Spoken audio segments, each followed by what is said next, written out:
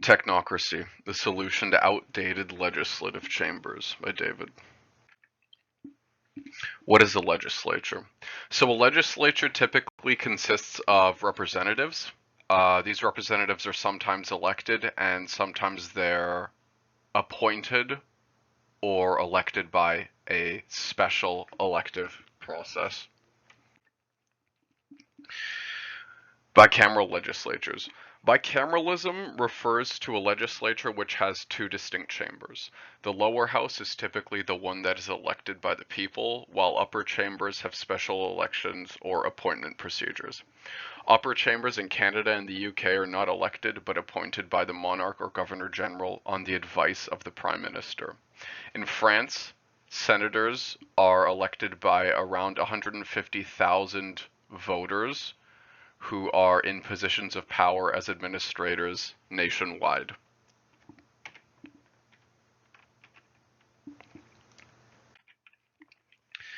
History of legislatures. In the past, the upper houses of these legislatures were described as necessary to facilitate higher level debate and deliberation.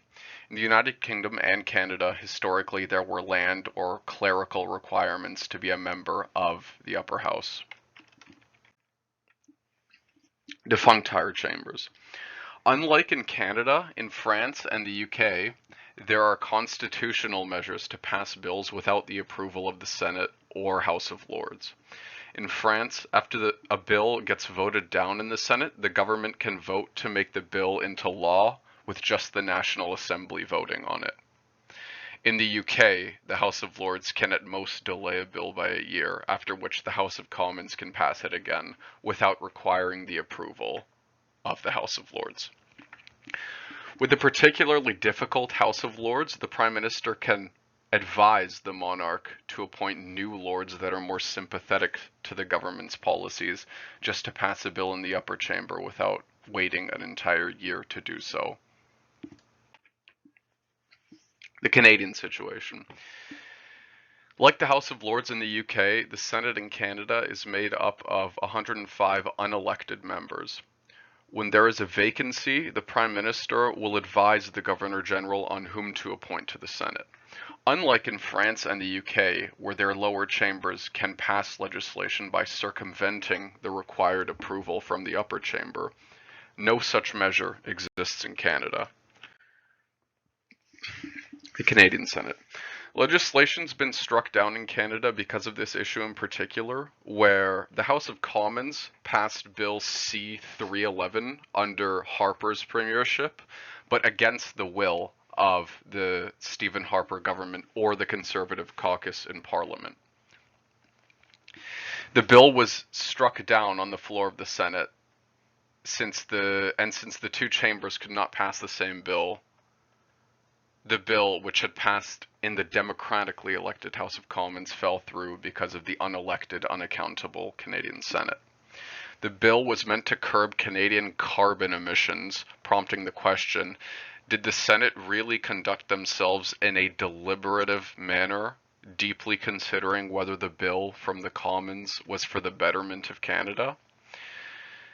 It seems that the unelected senators were trying to pursue a political agenda.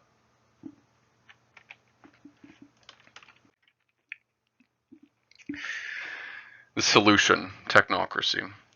Technocracy is a concept where the individuals with the most technical knowledge of certain fields have a prevailing role in legislation and in society. A technocratic Canadian Senate. The appointment mechanism of senators in Canada can remain the same. That being the Prime Minister advises the Governor General to appoint someone to a senatorial role. But in the interest of promoting deliberative debate in the upper chamber, I would set an education floor on all members of the Senate, having the Senate consist of individuals who have PhDs in the minimum and are the leading minds in their respective fields. This would, in essence, escalate the Senate to an even more respectable legislative chamber than it has ever been, and would serve the purpose of being able to educate the people in a transparent way, and also educating the members from the House of Commons on the benefits and downsides of any particular bill on the floor of Parliament. So the benefits and downsides.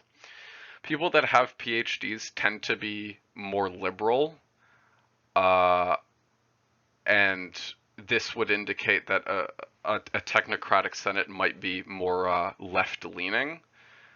There is evidence to substantiate these claims, but if this is the case and higher education inevitably leads to a more liberal bias, then a liberal progression is unavoidable as society advances. An often brought up example of technocracy would be the European Commission in the European Union. And one of the main criticisms they have with the European Union's mechanism of government is that the Commission, unelected by nature, unelected by the people of Europe, maintain the sole initiative of legislation in the European Union. This is largely at the expense of the European Parliament, which is the democratically elected chamber in the European Union, but has no say in how legislation is changed, only able to vote yes or no on a bill. This would never be the case in the Canadian Technocratic Senate because the House of Commons would maintain the primary initiative of legislation, unlike what the case is in the European Union. And beyond surface level qualms, there isn't much reason to oppose a reform of the Canadian Senate to one where senators are the most educated in society. In the conclusion, so the solution to outdated upper chambers of legislature is would be having technocratic upper houses. The best thing about a technocratic system is that it ensures that all of the legislation that is passed is measured, informed, and high quality. And that is, in the end, what we want of our laws. Thank you.